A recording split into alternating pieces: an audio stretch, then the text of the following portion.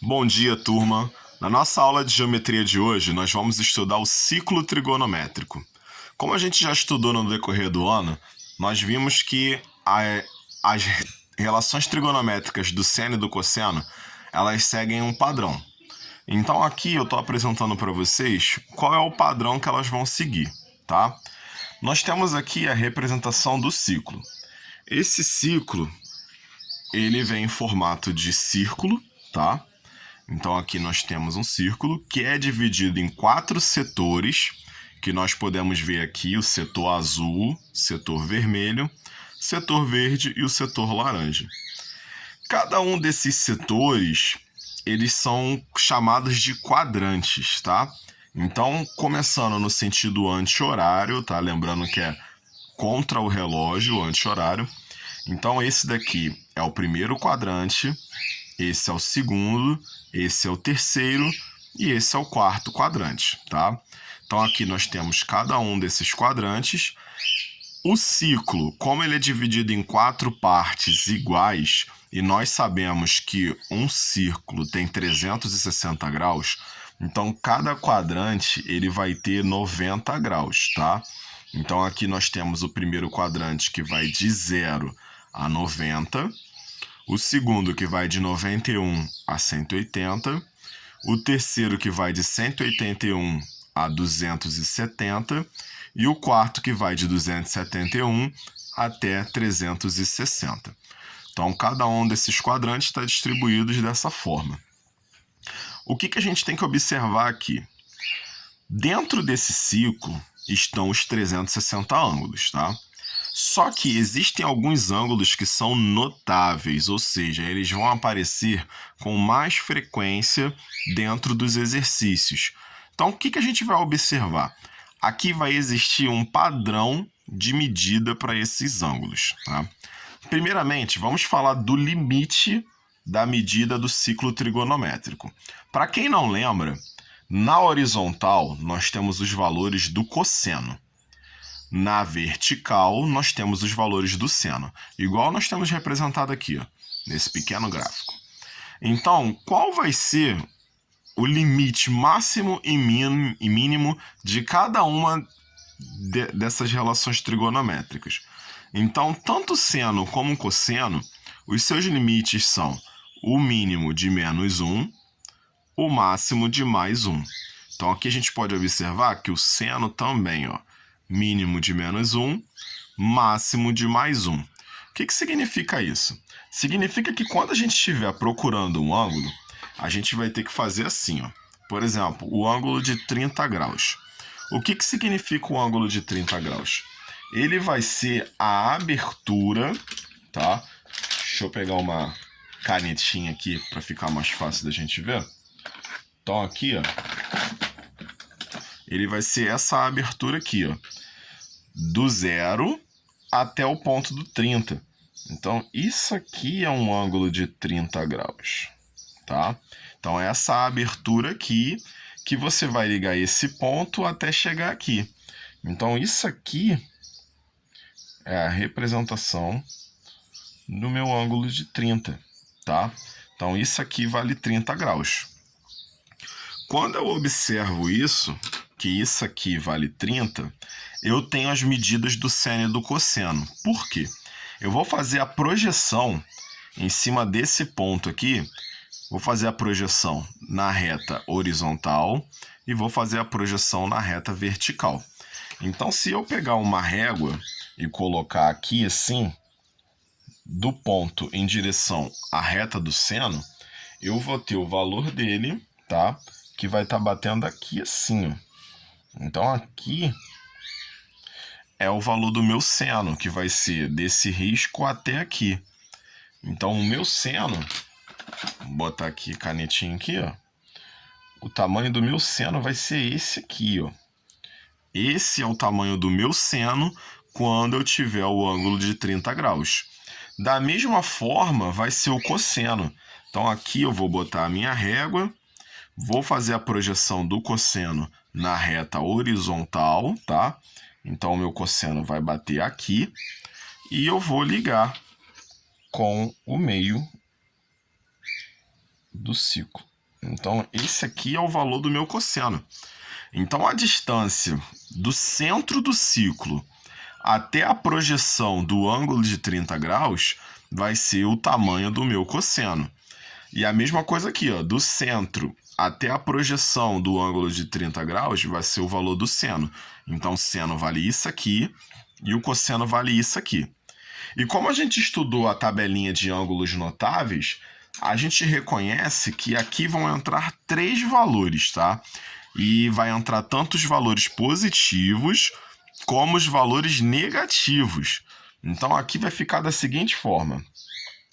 Você vai ter aqui o primeiro deles, tá? Saindo do centro e indo em direção à ponta. O primeiro deles aqui vai ser o valor de... Vou botar de caneta. Vai ser o valor de meio. Então, aqui vale meio, tá? Então, ó, esse primeiro traço aqui, que seria a projeção do ângulo de 60, ele vale meio. Aqui a projeção do ângulo de 45 seria equivalente a raiz de 2 sobre 2, tá? E aqui a projeção do ângulo de 30 é equivalente a raiz de 3 sobre 2. Então, eu vou ter esses 3 valores na parte positiva e seus opostos na parte negativa. Então, aqui vai ser menos meio, aqui menos raiz de 2 sobre 2 e aqui menos raiz de 3 sobre 2, tá? E a gente sabe que o limite, que é esse ponto aqui, ele vai estar valendo 1 para o cosseno, e aqui esse ponto aqui menos 1. A mesma coisa no seno, esse ponto aqui vale 1 e esse ponto menos 1. Então aqui eu tenho todos os valores que eu vou trabalhar, porque esses valores também vão aparecer no seno.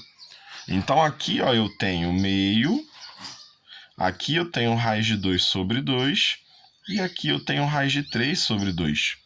E seus opostos na parte inferior. Então, aqui eu tenho menos meio, menos raiz de 2 sobre 2 e menos raiz de 3 sobre 2. Tá? São sempre os mesmos valores. 3 valores para o lado direito, 3 valores para o lado esquerdo. Aí são valores negativos. 3 valores para cima, 3 valores para baixo, só que negativo. Então, aqui a gente tem um ciclo. Se você continuar observando, você vai ver que o tamanho do ângulo também tem um padrão. Assim que a gente inicia do zero, o primeiro valor que a gente tem é 30. O segundo valor é 45. O terceiro, 60 e o quarto, 90, tá? Então, o que a gente pode observar aqui? Que o primeiro ângulo de cada quadrante, a gente vai ter que andar 30 graus. Para a gente encontrar o segundo, a gente anda 15. Para encontrar o terceiro, a gente anda mais 15 graus. E para encontrar o quarto, a gente vai andar 30, tá? Então vai existir um padrão. Começou o quadrante, eu ando 30, achei o primeiro. Ando mais 15, achei o segundo. Ando mais 15, achei o terceiro. E ando mais 30, achei o último, tá? Então tem um padrão. Observa que esse padrão vai acontecer em todo o ciclo. De 90 para 120 são mais 30. De 120 para 135 são mais 15. De 135 para 150 são mais 15.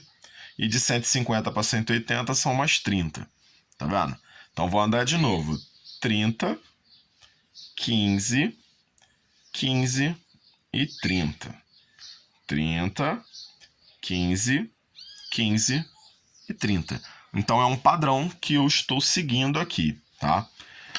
Depois que eu observo esse padrão, eu consigo observar outras coisas, como por exemplo, tem ângulos que vão compartilhar os mesmos valores, tá?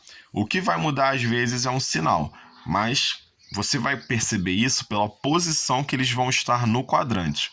Como por exemplo, o ângulo de 30, ele tem o mesmo seno que o ângulo de 150. Tá vendo? Eles têm a mesma direção aqui, ó. Esse é o ponto mais próximo do eixo do cosseno. Tá vendo? Esse aqui é o ponto mais próximo do eixo do cosseno. Então, eles vão ter, ó, o mesmo valor do seno. A mesma coisa o 45, ele é o ponto intermediário. Então, ele fica no meio.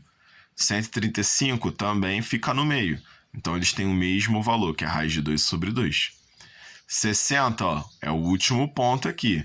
120 também é o último ponto. Então, eu tenho aqui o mesmo valor. Então, esse tipo de coisa a gente consegue observar dentro do ciclo, tá? O que vocês podem verificar aqui também é que nesse ciclo eu botei duas medidas. Eu botei as medidas em graus, que estão em azul, e as medidas em radianos, que estão em rosa. Por que eu botei as medidas em radianos? Porque a maioria das vezes, quando a gente trabalha com ciclo trigonométrico, e a gente vai aprender a fazer equações trigonométricas também, a gente vai trabalhar muito com radianos, tá? Por isso que vocês aprenderam a converter graus para radianos. E agora no ciclo trigonométrico eu estou mostrando para vocês já terem uma ideia de quais são os valores em radiano de cada respectivo ângulo. Então aqui, ó, ângulo de 0 graus é 0 radiano, 0 π, né? 30 graus é π sobre 6, tá? 45, π sobre 4, 60, π sobre 3, 90, π sobre 2, 120, 2π sobre 3, 135, 3π sobre 4, 150, 5π sobre 6, 180π, tá vendo?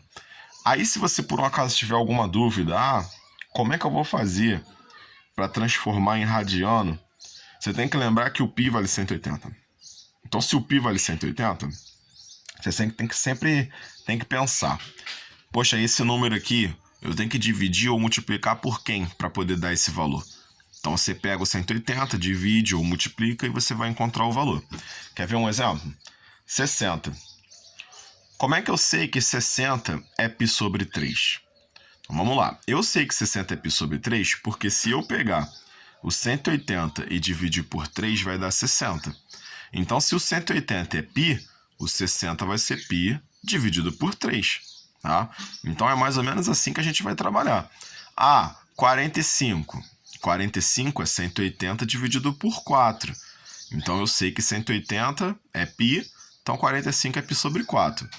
O lance legal do 45, e de outros ângulos também, é que, olha só, 135 ele é múltiplo de 45. Então, eu posso encontrar o valor em radiano dele se eu souber o radiano do 45. Então, o 45 eu sei que é π sobre 4. O 135 é 3 vezes o valor do 45. Então, 135 é 3π sobre 4, tá vendo? Eu multipliquei o radiano do 45 por 3, porque o 135 é 3 vezes o 45.